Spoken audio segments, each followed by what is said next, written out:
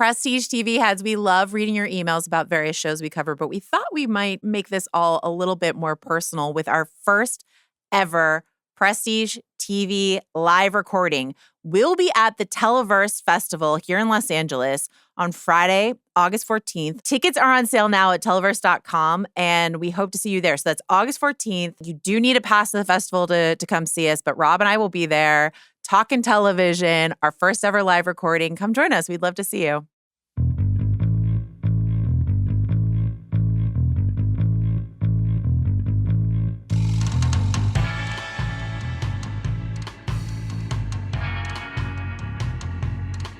Hello, welcome back to the Prestige TV podcast feed. I'm Joanna Robinson. I'm Yasi Salek. We are here to talk about episodes 1 through 4 of the Hulu show Furious. So we want to start with a spoiler warning for that. If you have not watched up through episode 4, Flash Flood of Furious, go do that and then come back to listen to this podcast. Anything else you want to say? I just want to mention one of the lead actresses in this, Lola Petticrew, who is amazing. We do know that they use they, them pronouns. So sorry, Lola. Throughout, when we discuss it, we end up reverting back to she pronouns, mostly, I think, because we were just talking about the character, but we just wanted to flag that and give a heads-up apology. Lola, we love you. We know that you go by they, them, so we apologize if it gets a little cloudy in there when we're discussing Catherine Grace, your character. Rob will be back, and if I know Rob, he will also love this show, so we will probably be covering this week to week. This was sort of a surprise show that came out of nowhere for us. Hulu's like, nah, we told you, but I was surprised by it. We got a ton of emails from listeners and a ton of comments about covering it. I don't always listen to the watch because I never want to cannibalize Chris and Andy's takes. But when Chris Ryan texts me, are you watching this show? I will watch it. And that is what happened with Furious. What was your experience coming to this show? Well, I'm a major Lola Petticrew fan because I loved her on Say Nothing. Mm-hmm. And then we kind of struck up a friendship, not to drop a name directly onto this podcast. I'm so sorry. Mere minutes in. Mere minutes in. They're like, bring Rob back, boo. No, but she's so cool. She's just a cool person who's really into music. So we just bonded on that. But so I knew about it primarily because she was posting about like, this is coming. And I was like, oh, whatever it is, I'm going to watch it because she's so incredible of an actress. Yeah. And then Chris Ryan also texted me, are you watching? And I was like, oh, I haven't yet, but it's on my list. And then I did. And then you and I had brunch on Sunday and I was like, come on the podcast. And I was like. And cram 4 episodes of television. Why not? Say no more, fam. I was like, watch TV during the day on a Monday as my job. Wow. Tiny violin. Prestige TV at Spotify.com is how you can email us about this show. We might come up with like a bespoke email for this show. We'll see. But for right now, Prestige TV at Spotify.com, that is where you can demand that we watch, cover certain shows. And guess what, guys? It worked for this one. We are going to talk kind of specifically about episode 4. But I had texted you this morning. I was like, hey, heads up, I'm going to ask you about the score of the show because it's rather distinctive, especially in like the first few episodes. And then you were like, oh, cool story. I actually want to talk about the needle drops. Well, both. Let's take advantage of having you, Yasi. I said it on your podcast. I'll say it on my podcast. A music expert, host of Bandsplain. Let's hear from you about the score and the music use on the show. Okay. Like, what is your vibe? Right on the spot. Yeah. Well, the score I found really compelling and cool, and it's like obviously a little bit offbeat. Mm-hmm. Not that the beat is off, but it's a little different. And I was trying to think about like why I responded to it so much, and I think it's like a more holistic thing of like how I'm really obsessed. I can't wait to talk to you about this. How I'm obsessed with how this show tonally is not what you might expect for a show that's dealing with abuse, heavy issues, trauma, violence towards women, sexual abuse towards women. And I loved that because it's a thing that I've thought about for a long time because I tend to like kind of dislike the depictions of, I don't love depictions of abuse against women in general. Full stop. But I find them a brave to be take, often very like after school specially or very heavy-handed or like without nuance or you know what I mean? And so when you see someone and I'm a huge Liz Merriweather fan. Just gotta say up front, like, Liz Merriweather, I love you so much. I hope you make 1,000 more television programs. New girl forever. I was like, oh, of course, like a woman with this sensibility made this, and she understands that, like, even if you experience this kind of trauma, which I would say probably, like, unfortunately, a great deal of women have. Yeah. You know that it's not just one note. You know that sometimes you crack a joke about it, or like, there's a million emotions around it. And I think that, to bring it back to the score, I think the score gets that and, like, doesn't pummel you with, like, sad violins all the time or whatever. Heavy string sort of placement. Yeah. What about you? What did you think about it? I don't know. It's just like it's an interesting sort of like vocalization. There's this sort of like panting breath sound and the bass, and it's just sort of like it's both like slightly sexual but then also kind of panicky, which is a perfect sort of brew for what we're watching here. And you sort of like at any given moment when it's deployed, it can give you a different flavor. It's very like adaptable that way. So I don't know, it's just very distinctive. It really got to me. And like the first episode, and I talked to Chris about this or whatever, and Andy about this actually, but like I bumped a little on Emmy Rossum's performance.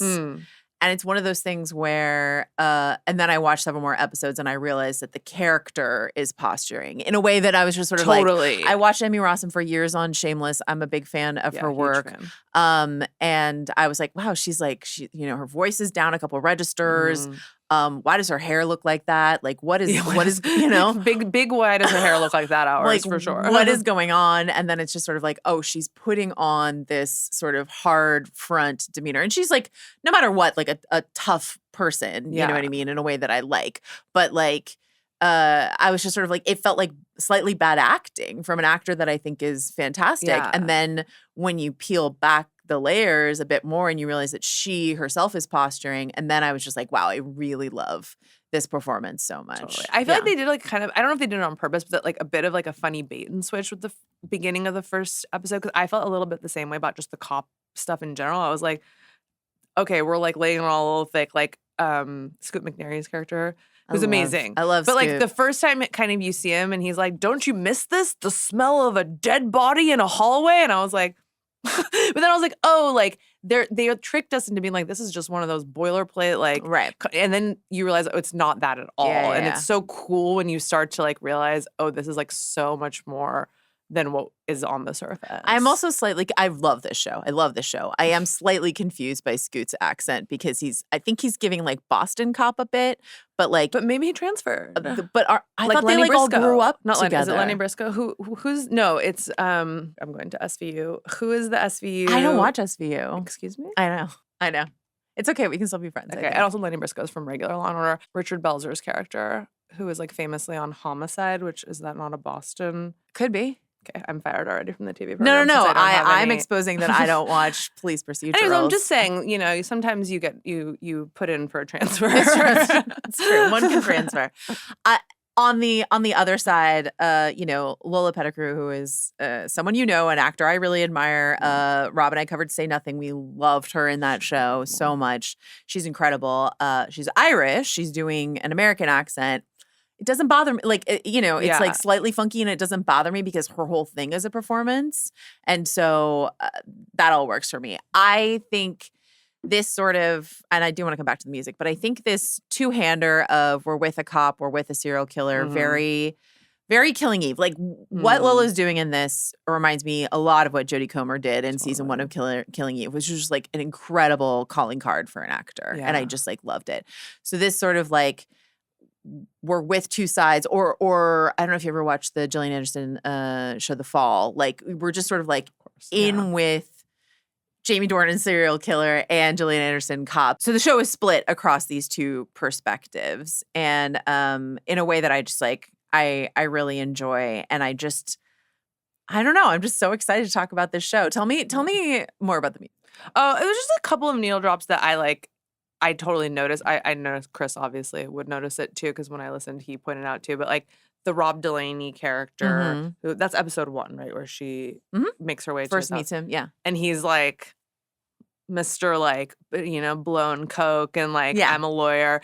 And he puts on a Geese song. And I was like, oh, that's so funny. Because that's not just like incidental. Like, he totally is like, it's like the kind of thing a guy who like thinks he's cooler than he is and thus has access to like the most low-hanging fruit of what is like cool music because it's like risen to the top of like NPR and Pitchfork or whatever would put on. And I was like, oh, there's a ball knower in this writer's room or this music supervision room. It's also really interesting because like the I'm just a boy whose intentions are good. Oh Lord, please don't let me be misunderstood. Yeah. Like that lyric is on the nose in that episode, or like, have you seen her? Tell me, have you seen her in episode 4? But these are just like killer songs and it fits the mood perfectly and is really good. Anyway. There was like there's a Fontaines DC song also, Boys in the Better Land. I want to say maybe it's at the Cop Bar that comes on. Okay. And then to your point about on the nose, when the Cass Elliot song drops, like it's getting better after like they're like, oh, it's so good. Like it's Jake Lacey's character and Scoot McNairy's character and like, good to be working together again, when it's like clearly it's not good to be working together again. I like that the music is I think music supervision is endlessly fascinating to me. And obviously there's so many ways you can deploy songs. It can just be for emotional purposes. It can just be for like, oh, I love that song. But I feel like this was like really intentional in a way that I enjoyed. A lot of people are watching this show and a lot of people are really excited about this show. And I've been encountering some people who are like, am I supposed to like Lola's character, Catherine Grace? Not Alice, though maybe some people are asking that question. I actually frankly don't care if people like female characters. I think that is just a really worn out question to ask personally. But like my temptation is to just always be on the side of women who kill. That's just something about me.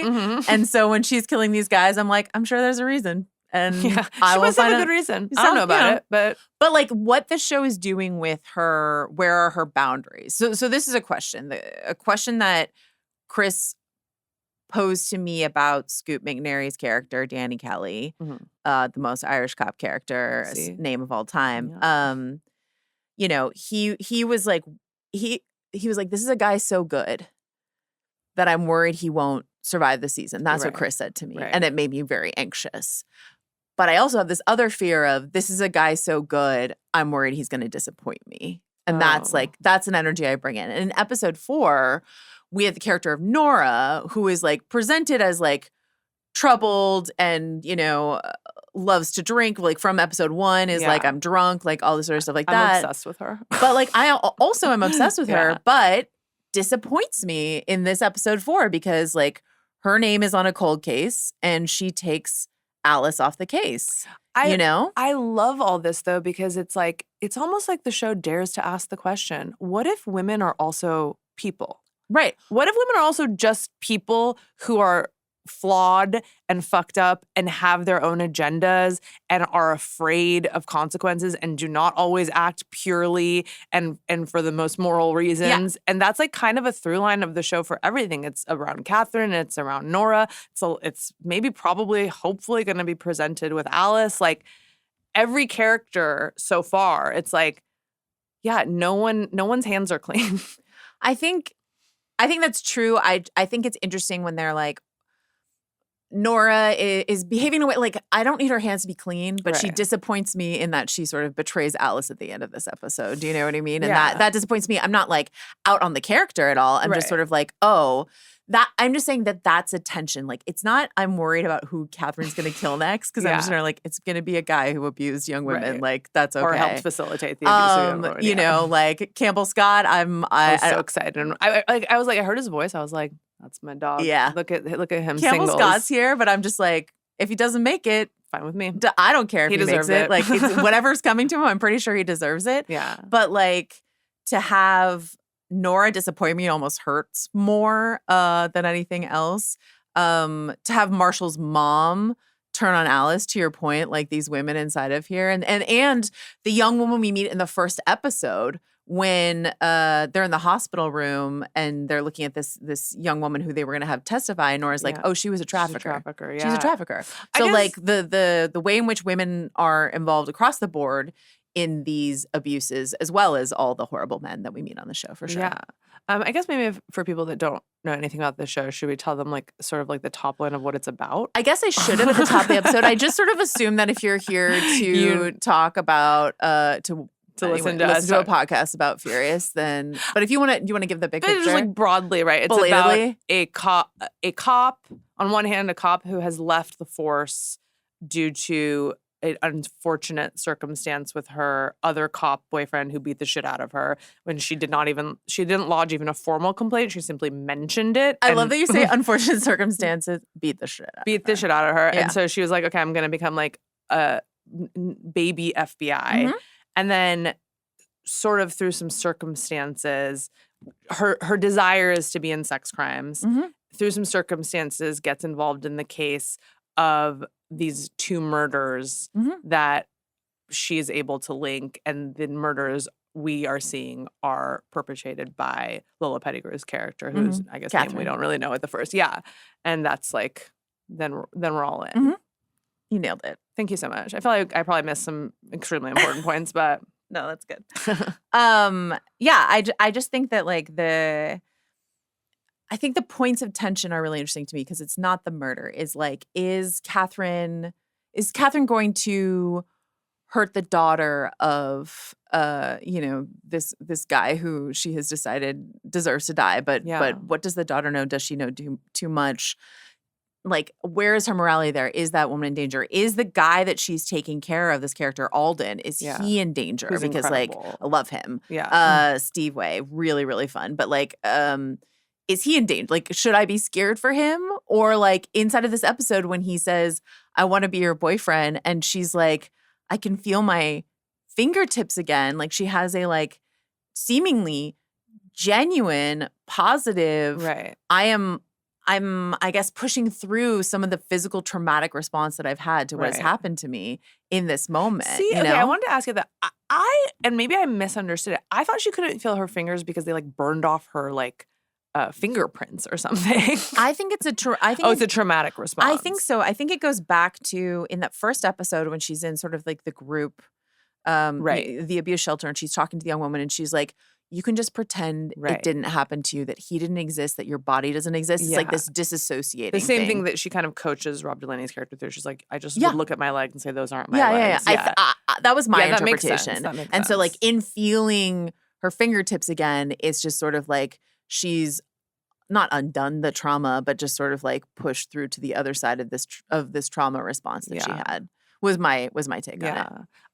I'm so blown away by her performance. She's again, amazing. I know I'm a little biased, but like I just feel like she does the smallest things with her face where you see like that it's part of the reason that I think you're right to be a little fearful for Alden, because she's like a master manipulator. That's what she has had to become to survive. And you see it, like she's looking at one of the male characters that she's manipulating and her face is one way. And the minute they turn away, her face completely shifts. Oh, yeah. Like completely goes into this other face, you know? And you're like, wow, like you're really turning it on, turning it off, like moving through the world in order to like survive. When she's on the date in episode 4 with Blanchard. With Tin Fish guy. Sorry, I'm just really into Tin Fish. I was like, perfect. This like talking about Mom Donnie's free bus plan, bisexual, tin fish loving, wonderful, drinking cloudy organic wine, like absolute douchebag. Genius. I know this guy perfectly. Very familiar. The look on her face, to your point, of like not just when he looks away, but just sort of like she has this way of a smile that's a grimace. Yeah. That is like so funny and so perfect. She also has, to go back to sort of the Liz Merriweather as creator, new girl of it all, she has this sort of like almost whimsicalicious, like manic pixie dream girl energy to her that is like fun and funny and terrifying. Right. When the guy's dying, Caleb Easton is dying in the first episode, and she's on the stairs with him, and he's like about to die, and she's like, I don't like the sound of your voice. I don't like listening to you, but I do love your smile. It's like, and she does this like little, almost like Alexis Rose from Schitt's Creek, like little like boop face to him, and it's just like it's scary and funny and genius. And the way in which she is in this state of arrested development, but to your point, a master manipulator. And the way in which, I mean, the show is not making it unsubtle, the way in which Alice and Catherine are in a very we're not so different, you and I space, the way that Alice can in any interrogation tell a lie to get what she needs out of the person that she's interrogating. Yeah. And everyone notices it, even like Right. You didn't grow up in a foster home. even like Frank Choi, the FBI agent who does not like her. Yeah. Played by Rob Yang, who I love from Succession. He's so funny. He's amazing. I have some notes on him. But yeah. But like for him to be like, you know, she pisses me off, but she's really good, you know, and she just like she can play the roles that she needs to play to get what she needs. And it is exactly what Catherine is doing, only with more murder. Just a little more murder. Just a touch more murder. Yeah. Well, I think it's like that's so brilliant because for me, it's like ties back into like, and maybe not, hashtag not all women will relate, but like, I think that's like a core like thing about being a woman in the world if you want to succeed / survive.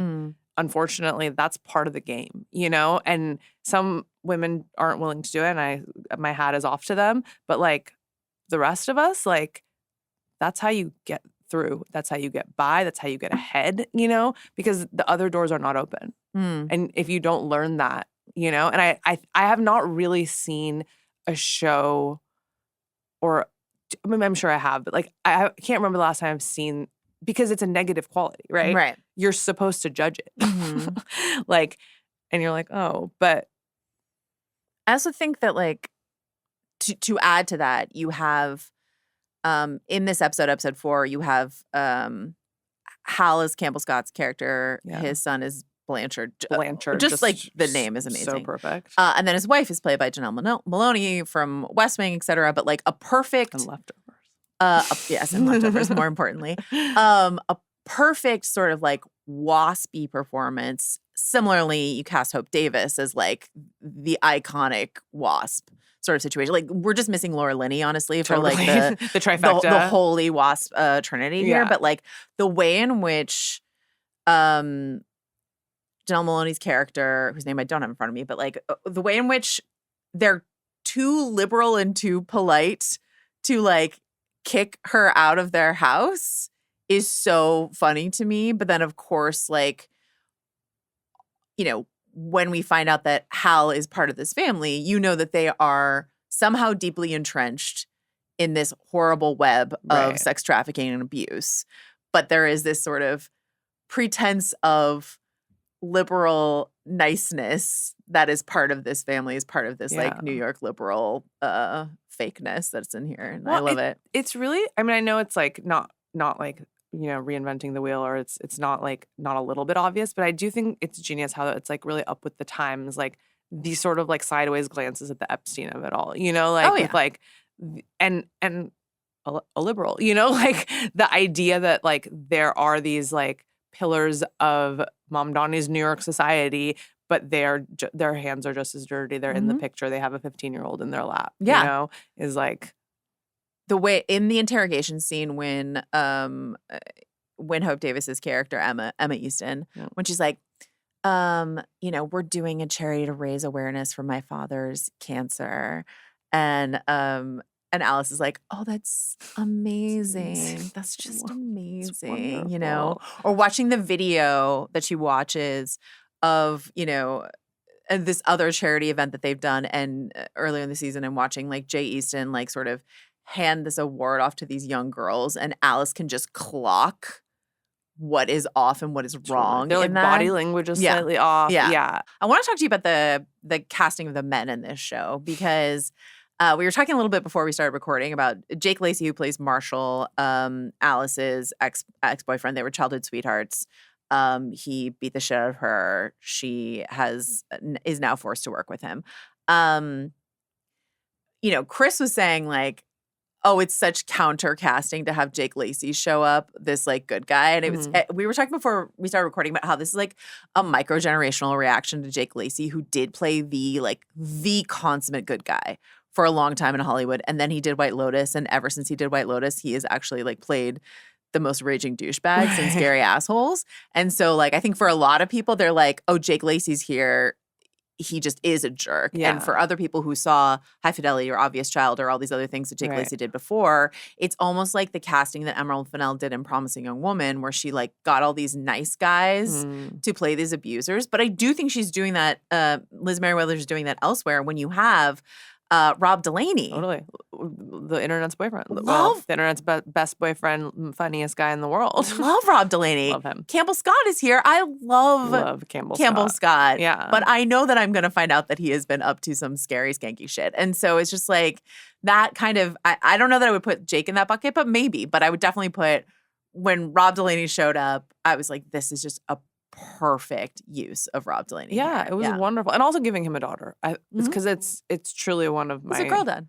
One of the things that makes my blood boil the most, where it's like, well, I understand because I have a daughter. And I was like, okay, so it took you bearing child to understand the humanity of women. As a father of daughters, you know. And so if you don't have daughters, that's fine. You just beat and kill them. That's okay. But now I understand, now that I made one. I get it. And this is also maybe like a very specific House of R thing. But the actor who's playing Jay Easton, who seems like the biggest bad of them all, played Father Lantom on Daredevil, who's just sort of like this kindly priest figure. You know what I mean? Who like, I don't know how many Furious watchers also watched all of Daredevil on Netflix, but like I did. And so he's been in a lot of other things, but like that's another guy where I was just sort of like, I'm used to feeling very warmly towards him. And I'm just like, whatever you did, sir, I am horrified to find out about it. I'm so obsessed with this show and what it's doing with the trope of the perfect victim. Tell me. You know? Well, because I think that's a thing, right? Like, it's like you want a victim to be perfect. You want them to not have done anything bad or do anything bad, because then you can morally justify anything they do. But one thing I wanted to ask you about, it's like, so far so good, right? Except that she clearly murdered the woman that ran the shelter, that she blackmailed and coerced into helping her procure drugs and wigs and cleaning drugs products. And wigs. And that woman, you know, I don't know if she did deserve it. I mean, it's a gray area because she seduced her and she was like in a position of power. So like you could, but it's like, oh, like what about that one? You know?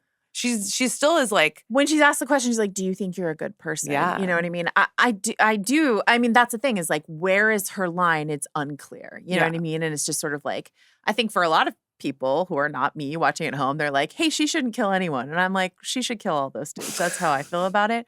But certainly the first one, she should have disemboweled him. But I think that like,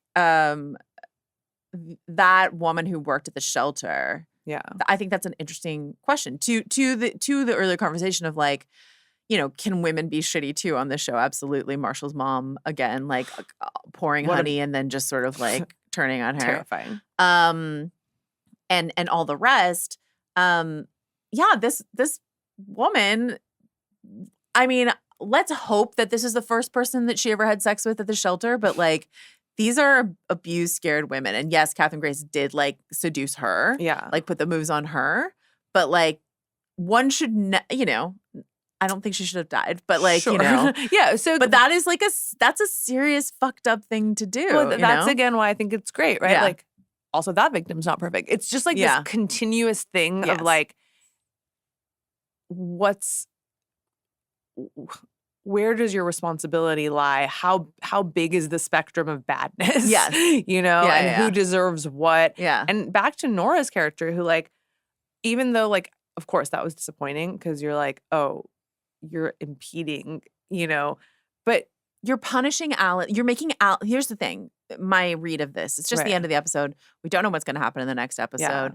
I don't imagine that Alice is just off the case for the season. There's like another half of the season, but like, for her to say, to make Alice feel like it's her fault. Right. You know? But she's pushed up against the wall, right? Like, I think they did a really good job of for me anyways, I was like, oh, this shitty male boss. Again, there's always like another layer. This shitty male boss who was awful to her. Yeah. And who, I mean, she's a drunk. I would be too if I had to look at child porn all day, babe. I would be at the office all day just to get through.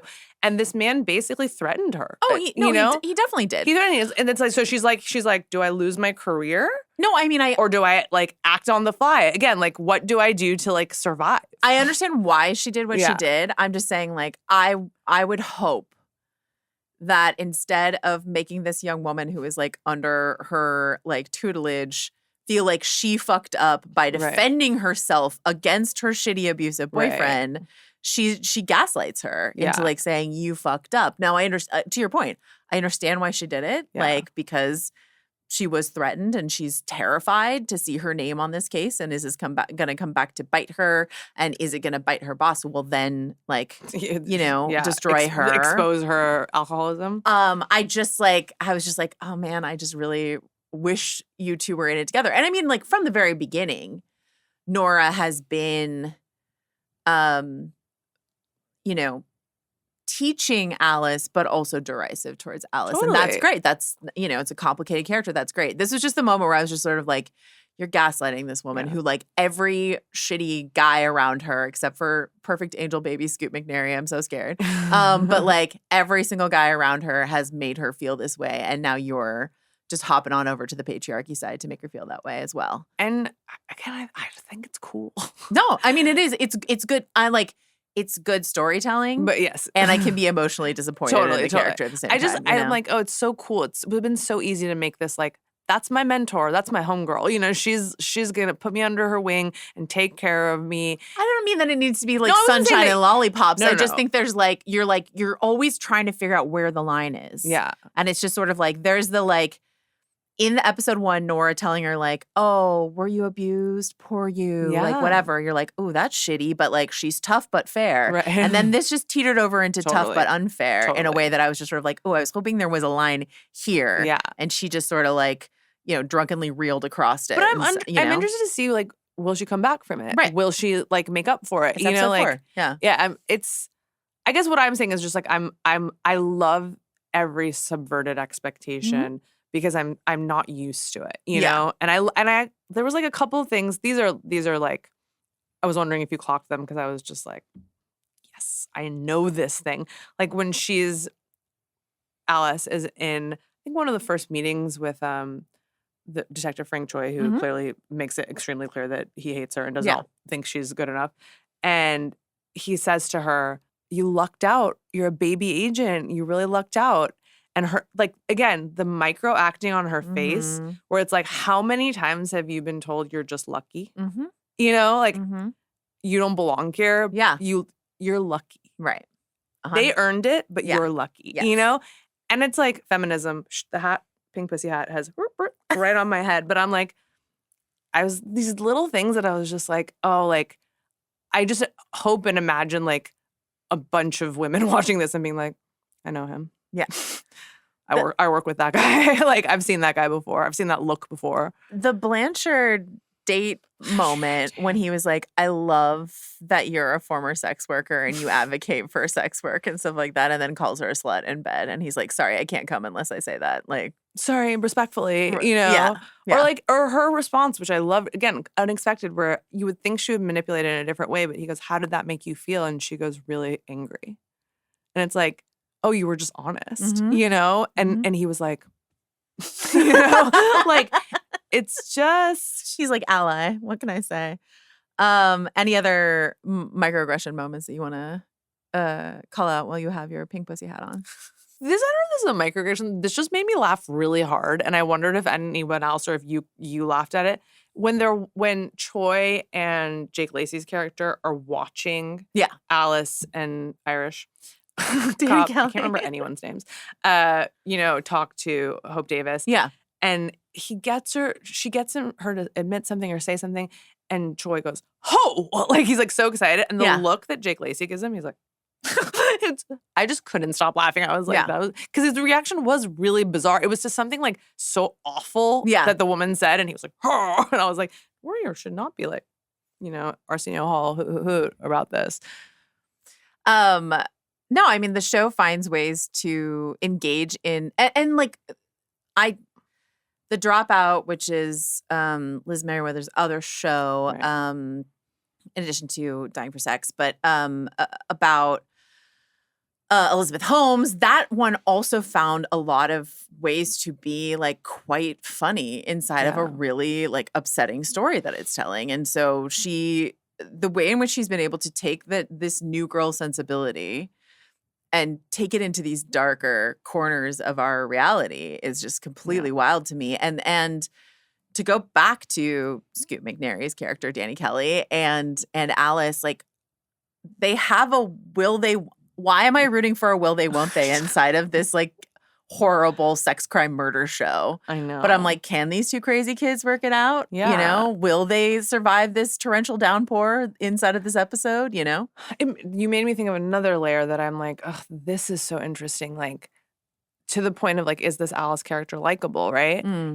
She maybe she pays them, I don't know. She meets guys on dating apps and has them come beat her up because she likes that, you know? And like, it's not entirely explained why or if that predates her abuse or if that's a direct result of her abuse, but like complicated. And you can, God bless Danny Kelly when she tells him and he's just like, I just want you to be happy. He's like, is that what you need? Is that what you want? Yeah, like he doesn't you can see him judge. being like, I don't think I can do that. Yeah, you know what I mean? He's like, I don't understand at all. But he isn't like, are you insane? Yeah, he's not yucking yums. You know, he's not yucking yums. And obviously the yum is very complicated. It's like, at every turn, I'm like, wow, like someone really thought about this. Someone is, you know what show it kind of reminded me a little of? I May Destroy You. Yeah. That was maybe the first time I saw that show. Speaking of, absolutely destroyed me. Yeah, but that was one of the first times I experienced that in a show where I was like, oh, like this is because as much as it's kind of like a little hard to watch things like SVU or whatever, it's all very glossy and fake, you know, in a way that isn't the idea behind? So I don't watch.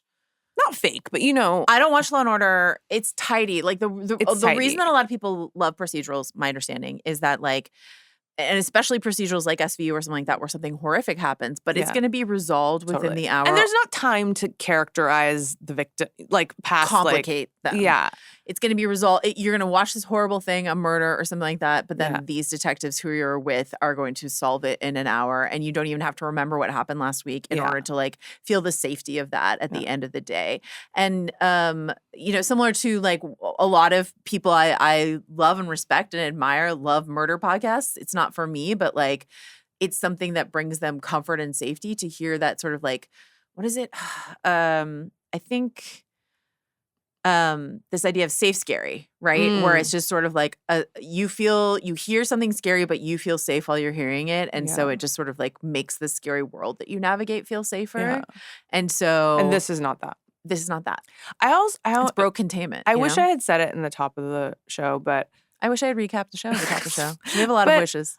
I want to like point out that like if you've experienced sexual assault or trauma or like anything in this realm, this show is not easy to watch. You know, like it's enjoyable in so many ways, but it's also like the same as to me if I May Destroy You. It's like you're going to have to think about stuff that maybe you wouldn't have to think about when you're watching another show that deals with it, because it confronts you with that stuff by like kind of mirroring back, if that makes sense. Absolutely.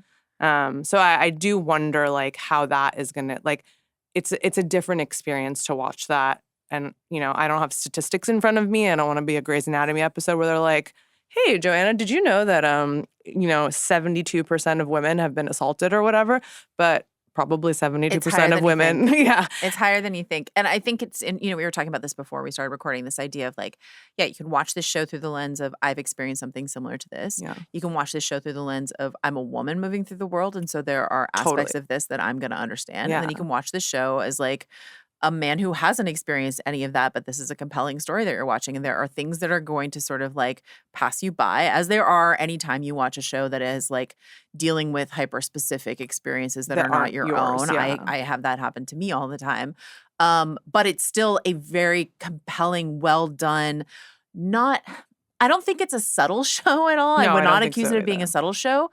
But to go back to your Grey's Anatomy comp, I don't feel like I'm being preached to No. at any point. And No. being preached to, even if it's about a subject matter you care a lot about, can be so off-putting or just like really shut you down. But what this is compelling, occasionally humorous, sexy, exciting, violent, dangerous, good storytelling. Visually amazing. Like some of listen, she pulls those wigs off.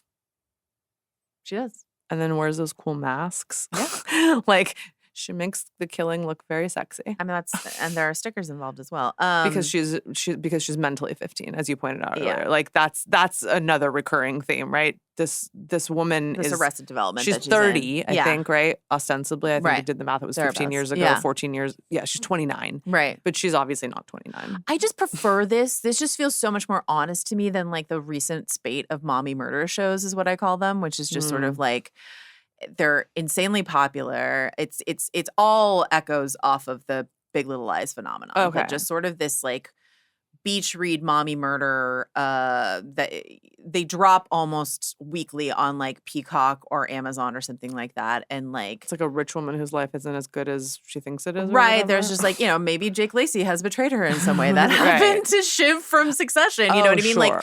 Like these shows exist. I think they're really poorly done in terms, for the most part, in terms of like how the twists and turns unveil themselves. And for this show, for the question of like who did what to whomst, not really being the point at all of the show. Yeah. It's not trying to shock and surprise you when you like find out about Isabel and her connections to Catherine. And, as we do in this episode, however the case continues to reveal itself, that is not the shock. There's no shock value to that in the show. When we meet Jay Easton, we're like, that dude did something horrible. I can just tell. Yeah. And Hope Davis knows about it. I'm not surprised. You know what I mean? Like all of that stuff. I'm just not, it's not trying to fool me or surprise me. It's trying to engage me in the real ramifications, the real damage that this does. And then what are the choices you make after that? Nora says something in episode 1 about like basically hurt people. Right. Which I know a lot of people who have experienced abuse in their life push back on that because they're like, we fucking hate that idea of hurt people, because then there's like an assumption that just because you've experienced abuse of whatever stripe at some point in your life, that you are now like a dangerous person. Right. But Nora, when she's talking about it, she's like, let's talk about the choices people make at the end of the day around this. Yeah. And so I thought it was good because she kind of, if I remember correctly, she followed up with something like, I know actually a lot of these trafficked girls never murder anyone. Yeah, they don't murder. She says, she's like, it's not, and I thought they did a really great job. Like they drop in that little bit when Alice and Danny Kelly go to the foster home and the woman is like, she was weird. There was something there. There was already she was always a little off. So it's like, okay, like not all hurt people turn into like avenging murderers, like serial killers, but you pair a few things together, like a girl that's already probably a little mentally, unsound and a heap this much abuse and trauma, and you take her best friend away, like it's game over, babe. It's tough. She's going to go on a killing spree. She's going to acquire some fentanyl, a few not amazing wigs. The shot of when she takes the red wig off, the like sort of Russian nesting doll of wigs, like you meet her in the blonde wig, and then her commitment to the bit where she has this red wig that she wears when she's like Ginny, right? Yeah. And she takes a shower at one point with the wig on. I was like, what's happening? What's happening right now? But I guess she couldn't come back and be like, I have a new hair, Right. What else do you want to talk about that we haven't hit? I really, really appreciated the daughter aspect, even though I think it could have been cheap and easy. But I thought, like, again, I know it's like, it's not a subtle show, but like starting with the like, my dad won't let me cut my hair because he wants me to have a boyfriend. And then that last scene where she's holding scissors and all her hair is on the floor and it's unclear. Right. Did she do that herself because she's been made aware of what a monster her father was? Or did Catherine force her? Like, right. And like my arm hair is standing. So I'm like, that was really cool. Like that's a really like what does it? And I still don't know. It's again, it's not over explaining. It's not, but it's like doing a glance at like, is the most important thing in the world the male gaze? Is the most important thing in the world to be attractive to men? You know, at 15. Yeah, I just the way she takes all the time to curl the hair, and then it's chopped off, and it's unclear. It is unclear whether or not Catherine did the chopping or this girl did the chopping, but it's Catherine's sort of like intent and impact that be the end result. Totally. Let's curl your hair and make it look exactly how your dad wants it to look before it's all gone. It's all gone. Yeah. And the sense that you get that when they interrogate her that she is protecting her. Oh, yeah. That she's protecting Catherine, you know? Absolutely. And they're like, she's going to be so traumatized because she's this murderer or whatever. And it's like, actually, like, you're like, no, she gave me this photo to give to you. Yeah. Like, and in terms of like a cat and mouse idea, this idea that like Catherine knew this girl would be interrogated, gave her this photo and said, give it to the cops, and then finds out from Campbell Scott in the elevator that the cops not only have the photo, so that worked. That worked, yeah. But are asking the right questions about it. And she gets this little smile on her face. Like, it's working. Like, I'm going on this killing spree, but I'm also leaving a breadcrumb trail for the cops so that hopefully they will, you know, and that's what, you know, the question is like, are we doing what she wants us to do by like focusing on Jay Easton instead of her? But I'm like, who's the bigger problem? Right. Maybe my morals are fucked up, but I'm just like. I wanted to ask you, like, because, sorry, I don't know if you do this on this show or if I'm also very dumb and don't understand things, but like, are you speculating based on the pregnancy, based on the Jane Doe that is found that we're meant to understand is her best friend and who was pregnant? Isabel. Are we meant to speculate that was Jay Easton's child or a man in power's child and that's why she was murdered and then that's also why it was buried? Because the implication, which I didn't completely grasp it, was that like this case went nowhere because that high up above Nora Ed George didn't take it anywhere. And like, why didn't he take it anywhere?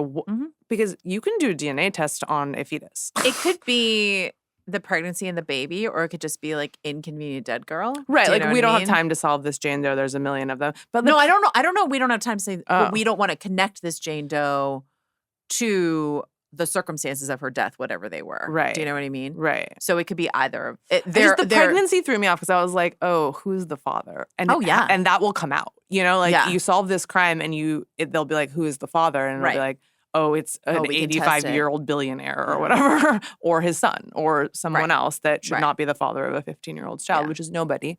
Campbell Scott, Rob Delaney. Some bad dude. Some bad dude. What I think is interesting, so this is based on an 80s film, Black Widow. Right. Loosely based. And I was like looking at the plot of that movie. And in that movie, the killer, the woman who disguises herself with wigs and accents and all this sort of stuff to meet and murder rich dudes.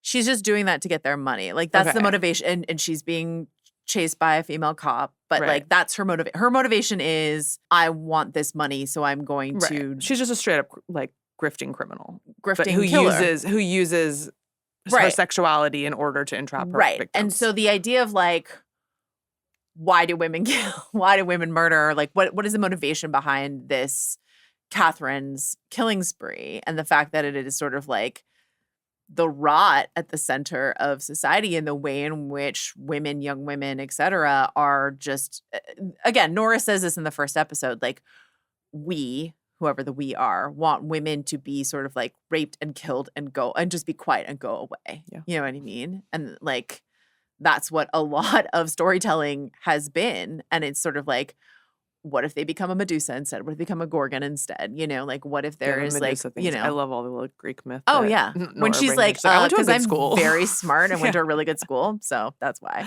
Yeah. But yeah, so to alter the motivation and give this much more interesting and upsetting motivation for this character is one of a million improvements upon the loosely based source material that they made here. There is that part where Rob Yang kind of like is like, oh, well, isn't it for the money? Like in the very beginning, you remember that? Yeah. And she's like, no. Yeah. And he's like really pushing it. Like he can't understand. He's like, well, why would a 15, she's a prostitute. Mm-hmm. And you're like, a 15-year-old who is sex trafficked is a prostitute? Right. I don't know if that's what we would call her. Right. But it just cannot differentiate between a victim and, it's like immediately into the criminal bucket. I'm really worried about Alden. I feel very protective of him, and I hope he's okay. She does seem to genuinely care about him. I think she cares about him, but like, where does the rubber meet the road in terms of like, if he finds out more than she wants him to know? He was poking around a little. He was like, it's the same reason I was worried for Rob Delaney's daughter, where I'm just sort of like, I think her instinct is to not hurt this girl. Yeah. But when this girl is like, hey, what the fuck is going on with all the electronics in the oven? What's happening here? Yeah, I'm like, where is that line? And I don't have a grasp of it. To your point about like killing the woman who worked in the sort of the women's shelter. Yeah. That line is really fuzzy to me. And so that puts me, the viewer, on the back foot of just sort of like, what is the choices going to be made here? I would like to believe that she genuinely cares. I believe she genuinely cares about Alden. But does she care about him more than she cares about her mission to like be able to successfully kill all these people? Yeah, I'm not sure.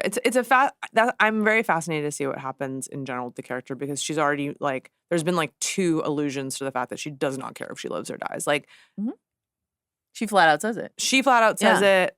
Emmy's character, Alice says it also. She's like, this is a suicide mission. Like, this is like, she is going towards death. Like, she just wants to do her thing. So here's my question at the end of the day. Again, my morals might be really messed up because I'm just like, kill all the bad men and I'm fine with it. But like, what do you want from the end of this show? From the end of this season, if this is like more than a season of television, I don't know. But like, do you want her, does she get to survive the season? Does she get to get away with what she did? Do you want her in jail? Do you have a sense of like where you feel like this character should, or where you personally, Yasi, want her to end up? This is so dark, but I kind of look at this character and I'm like, this character's dead already. Like, she had no shot. Like, I'm not sure I believe that there's some like happy ending waiting out there for her if she only can find love or whatever. Like, her soul is corroded. Her spirit is broken. She is not a functioning person. Like, her eyes are crazy. Like, she's watching these trauma healing YouTubes while doing sex work. Like, this is like the best I can hope for is she goes to an institution and has like a nice end of days. Okay. So that's what you want. I don't know if that's what I want. Institutionalized. But can you see that's a cool ending? Like, just like sitting with her stickers in the institution, I find allowed to be 15 till the day she dies. I find that I don't know. And I think that's again, it's like, that's more interesting to me than the like unraveling the mystery of the breadcrumbs that leads back to Jay Easton and you know, all of that sort of stuff is like, I think you're right. I think it's an interesting question. Like, can she be okay? Does she deserve to be okay? Do I want her to be okay? I find that I am unsure.